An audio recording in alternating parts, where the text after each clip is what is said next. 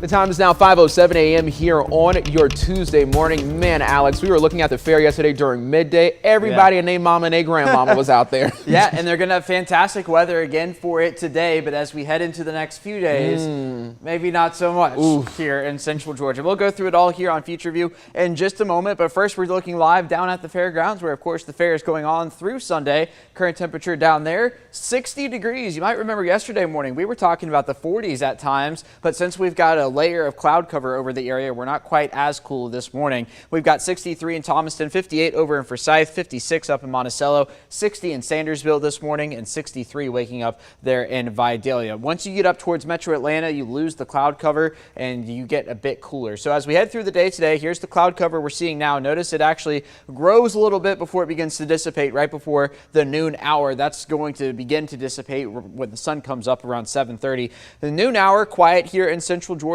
Maybe one or two showers, especially in our far eastern counties, talking about Hancock, Washington, Johnson, down towards Trutland. I've got a 10% chance of rain for today, but then that goes up significantly as we head into tomorrow. So here we are about this time tomorrow morning, 6 a.m., 5 a.m., 6 a.m. A few showers possible to the north. I do suspect we will see some stuff on the radar. But once we get later into the day on Wednesday, that's when things begin to change. Watch as we roll this into the afternoon hours. So here we are at 4 p.m., scattered showers in and around Central Georgia, but a more robust system moving in from the southwest. That's going to slide across Central Georgia. Here we are at 6 p.m. tomorrow. Rain up and down the 75 corridor. That begins to lift away, but then comes a front as we head into the overnight hours. So Thursday, 6 a.m., still looking at scattered showers, heavy at times, and it would not surprise me to see a few rumbles of thunder embedded in there before it clears right around at the noon hour on Thursday. So it looks like from about noon on Wednesday to noon on Thursday is going to be our best chance of rain, and we could pick up a fair amount, talking about maybe just a half inch to an inch in a few spots, maybe over an inch in a few spots. So it depends on where the heaviest rain